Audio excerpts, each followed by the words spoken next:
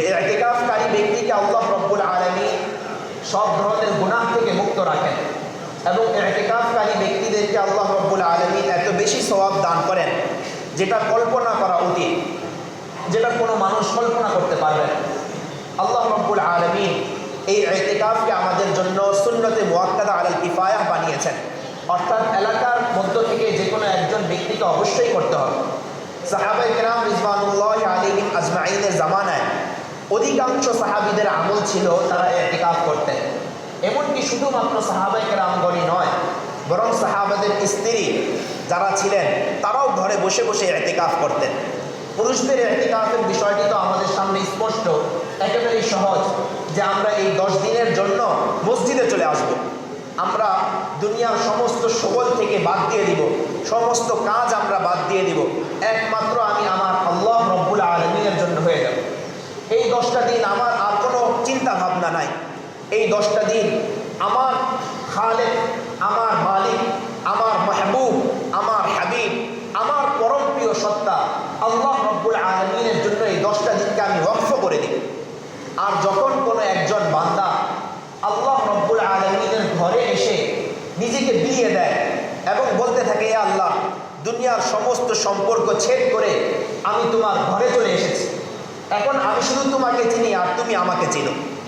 রব, হে আমার প্রতিপালক, তোমার সাথে শুধুমাত্র আমার সম্পর্ক এমনভাবে কায়েম হয়ে গেছে যে আমি দুনিয়ার আর কাউকে চিনি না। এতদিন আমার সম্পর্ক দুনিয়ার মানুষদের সাথে ছিল, বিবি বাচ্চার সাথে আমার সম্পর্ক ছিল, ব্যবসাকে আমি আমার সম্পদ মনে করতাম, ব্যবসাকে আমি অনেক বিরাট বড় জিনিস মনে করতাম, আমার ধন সম্পত্তিকে আমি আমার একমাত্র জিনিস মনে করতাম।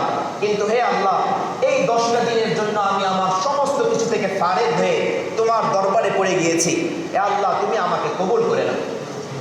বান্দা যখন এভাবে এসে আল্লাহ রব্বুল আলামিনের কাছে রোনাজারি করতে থাকে, আল্লাহ তাআলার কাছে কাঁদতে থাকে, আল্লাহ রব্বুল আলামিনের রহমতের দুয়ারে তখন জোশ চলে আসে, আরশের নিচে তখন জোশ চলে আসে। আল্লাহ রব্বুল আলামিন তখন ফেরেশতাদেরকে ডাক দিয়ে বলতে থাকেন, ও আমার ফেরেশতারা, এই লোকের কি বিবি বাচ্চা নাই? এই লোকের কি কোনো ব্যবসা বাণিজ্য নাই? এই লোকের কি কোনো চাকরি বাকরি নাই? এই লোকটা কি কারণে আমার মসজিদে এসে পড়ে আছে? দুনিয়ার কোনো কাজ কি নাই? ফেরেশতারা তখন বলতে থাকেন, ও আল্লাহ, আপনি তো এর সম্পর্কে পরিপূর্ণরূপে অবগত, সব কিছু আপনি জানেন, এর সমস্ত কাজই আছে, এ সত্ত্বেও সব কিছুকে বিসর্জন দিয়ে হে আল্লাহ, সে আপনার জন্য এই মসজিদে এসে পড়ে রয়েছে, সে যেন আপনার মাগফিরাত পাইতে পারে, সে যেন আপনার জান্নাত পাইতে পারে, এই কারণে সে এই মসজিদে এসে পড়ে গিয়েছে। তখন আল্লাহ রব্বুল আলামিন ফেরেশতাদেরকে সাক্ষী দিয়ে বলতে থাকেন, হে আমার ফেরেশতারা, তোমরা সাক্ষ্য থাকো, এই মসজিদে যারা ইতিকাফ করার জন্য আসলো তাদের সকলকে আমি মাফ করে দিয়েছি। এই ঘোষণাটা কবে হয়? ইতিকাফ 10 দিন শেষ করার পরে নয়, বরং 20 তারিখে যখন মানুষ ইতিকাফের জন্য মসজিদে মাত্র প্রবেশ করেছে, সূর্য অস্তের পূর্বে যখন মসজিদে প্রবেশ করেছে, ওই প্রবেশ করা মাত্রই আল্লাহ রব্বুল আলামিন ঘোষণা দিয়ে দেন, এখানে যারা আসছে তাদের সকলকে আমি মাফ করে দিয়েছি। তো বাকি 10 দিন মানুষের কি কাজ? মানুষ এখন মনে করতে পারে, ইতিকাফকারী ব্যক্তি মনে করতে পারে, যেহেতু আমার গুনাহ সব মাফ হয়ে গেছে, ঢোকার সাথে সাথে আমি এখন বের হয়ে যাই। এরকম মানুষের মধ্যে খেয়াল আসতে পারে। আল্লাহ রসুল সাল্লাল্লাহু আলাইহি ওয়াসাল্লাম বলছেন যে না, তুমি কেন বের হও? মসজিদ থেকে বের হওয়া দরকার নেই, তোমার জন্য তো আরো বড় খুশখবরি অপেক্ষা করছে, আরো বড় সুসংবাদ অপেক্ষা করছে। সেটা হলো এই সুসংবাদ যে তোমার ব্যাপারে আল্লাহ রব্বুল আলামিন 10 দিন যদি তুমি ইতিকাফ করো, এমনকি ঘুমিয়ে ঘুমিয়েও যদি ইতিকাফ করো, সারা রাত শুধু কোনো ইবাদত তুমি করো নাই, এশার নামাজ পড়েছো, তারাবি পড়েছো, এরপরে তুমি বিতির নামাজ পড়ে সারা রাত ঘুমিয়েছো, সেহরি খাওয়ার পর তুমি কোনো তাহাজ্জুদ নামাজও পড়ো নাই, একবারও সুবহানাল্লাহ বলো নাই, এরপরে তুমি ফজরের নামাজ পড়েছো এই মসজিদে থাকা অবস্থায়, আল্লাহ রব্বুল আলামিন বলেন যে সারা রাত কোনো ইবাদত না করা সত্ত্বেও তোমার আমল নামায় আমি সব কদরের ইবাদতের আমল নামা সমস্ত কিছু লিখে দিয়েছি।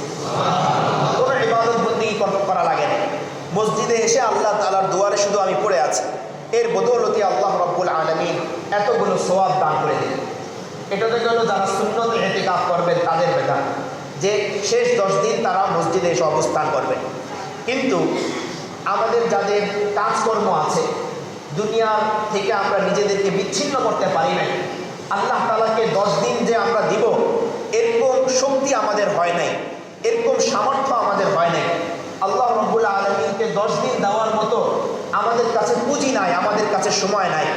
যদি আমি অসুস্থ হয়ে যাই তখন ডাক্তারকে দেওয়ার মতো অনেক সময় আমার থাকে, কিন্তু আল্লাহ রাব্বুল আলামিনকে যে 10 দিন দেব এরকম সময় যদি আমার নাও থেকে থাকে, আল্লাহ রাসূল সাল্লাল্লাহু আলাইহি ওয়াসাল্লাম আমাদেরকে বলছেন তুমি নিরাশ হও না, তোমার জন্য নফল ইতিকাফের অবকাশ আছে। নফল ইতিকাফ কীভাবে আমরা করতে পারি? আমার ব্যবসা বাণিজ্য, আমার চাকরি বাকরি যেটাই আছে, বাইরে আমাকে 8 ঘন্টা কাটাতে হবে, 12 ঘন্টা কাটাতে হবে, এই সময়টুকু কাটানোর পর আমি বাকি সময়টুকু মসজিদে কাটানোর জন্য চলে আসি।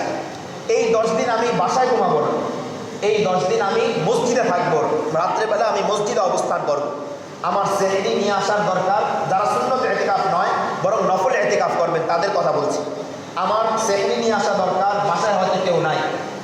ইফতারি নিয়ে আসা দরকার, বাসায় কেউ নাই। চাকরি বাকরি করা দরকার, ব্যবসা বাণিজ্য করা দরকার, অন্য কেউ দেখবার মতো নেই।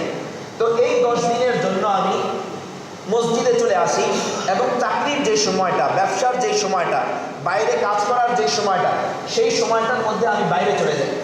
কাজকর্ম করে এসে বাকি সময়টুকু আমি মসজিদে থাকি।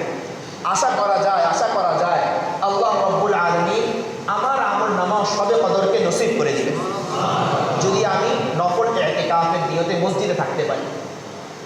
শাইখুল হাদিস মাওলানা জাকারিয়া কান্দালী রহমতুল্লাহি আলাইহির আব্বাজান মাওলানা ইয়াহইয়া কান্দালী রহমতুল্লাহি আলাইহির সবসময় নিয়ম এরকম ছিল, অনেক বড় তিনি বুজুর্গ এবং সুনানে তিরমিজি, সুনানে আবি দাউদ সহ বিভিন্ন হাদিস গ্রন্থের ব্যাখ্যা গ্রন্থ তিনি লিখেছেন।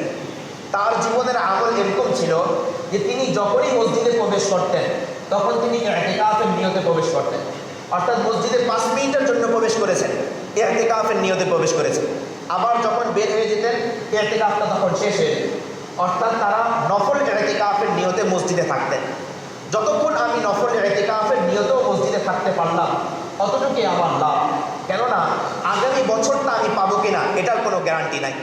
এজন্য যদি আমার পক্ষে সম্ভব হয় তাহলে এই বছরে আমি সুন্নত ইতিকাফের নিয়ত করে মসজিদে চলে আসি। মহিলাদের ইতিকাফের কি নিয়ম? মহিলাদের ইতিকাফের বিষয়টি আরও সহজ। বিশেষ করে আমাদের ঘরে মুরব্বী যে সকল মহিলাগণ আছেন তাদের ইতিকাফ করাটা খুব আসান, এবং মুরব্বী ছাড়াও যারা অন্য মহিলারা যারা আছেন, আমাদের মা বোন আছেন, তাদের জন্য ইতিকাফের নিয়ম হলো এই যে বাসার মধ্যে যদি নামাজ পড়ার জন্য নির্ধারিত কোনো জায়গা থেকে থাকে, নির্দিষ্ট কোনো জায়গা থেকে থাকে, তাহলে ওই জায়গায় তারা ইতিকাফের নিয়তে বসে পড়বেন। পাক শাক অন্য কেউ করবে, অর্থাৎ আমার মেয়ে আছে, মেয়ে করে দিবে, আমার ছেলের বউ আছে, ছেলের বউ পাক শাকের ব্যবস্থা করে দেবে। এই জাতীয়ভাবে যে কোনো একজন পাক শাকের ব্যবস্থা করবেন। ওখানে তিনি ইতিকাফের নিয়তে বসবেন, কোরআন শরীফ পড়বেন, নামাজ পড়বেন এবং ইস্তিনজার প্রয়োজন হলে তিনি টয়লেটে যাবেন। এতটুকু কাজ তিনি করবেন, তাহলেই তার ইতিকাফ আদায় হয়ে যাবে এবং তিনি সুন্নত ইতিকাফের সওয়াব পেয়ে যাবেন। অনুরূপভাবে কোনো স্ত্রীর পক্ষে যদি, কোনো মহিলার পক্ষে যদি পুরো 10 দিন ইতিকাফ করা সম্ভব নাও হয়, তাহলে পুরুষদের মতো তারাও নফল ইতিকাফ করতে পারে। সেটা কীভাবে? ইতিকাফ তারা একটা নির্দিষ্ট জায়গায় বসবেন নির্দিষ্ট কিছু সময়ের জন্য, 10 মিনিটের জন্য হোক, 5 মিনিটের জন্য হোক, এমনকি 1 মিনিটের জন্য হোক, নির্দিষ্ট সময়ের জন্য তারা ইতিকাফের নিয়তে বসবেন। ইতিকাফের নিয়তে বসার পর তারা তাসবিহ তাহলিল পড়তে থাকবেন, কোরআন শরীফ পড়তে থাকবেন। বিশেষ করে এই শেষ দশকে আমরা সকলেই চেষ্টা করব, যখনই আমাদের পক্ষে মসজিদে আসা সম্ভব হয় আমরা মসজিদে চলে আসব।